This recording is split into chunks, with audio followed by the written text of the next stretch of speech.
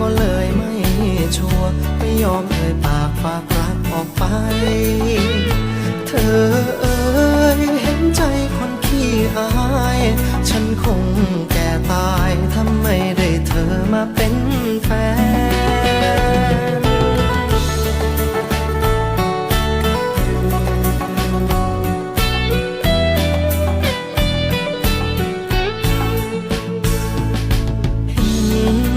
ใครๆได้เดินเป็นคู่อยากจะรู้เขาทำอย่างไร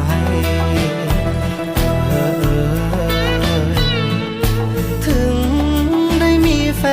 นกันคิดแล้วยังนึกวันว่าต้องอยู่เดียวเปลี่ยวกายโอ้ว่าใจเจ้าเอ๋ยมันขี้กลัวก็เลยไม่ชัวร์ไม่ยอมเอ่ยปากฝากรักออกไปเธอเอ่ยเห็นใจคนขี้อายฉันคงแก่ตายถ้าไม่ได้เธอมาเป็นแฟน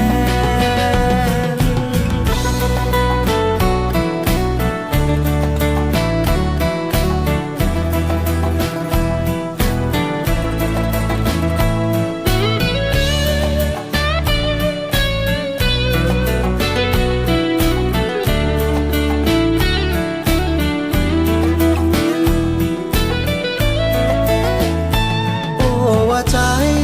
เจ้าเอ๋ยมันขี้กลัวก็เลยไม่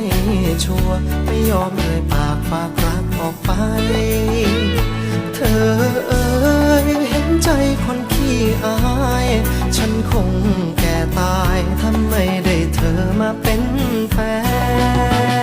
นอายฉันมันคนขี้อายฉันมันคนขี้อา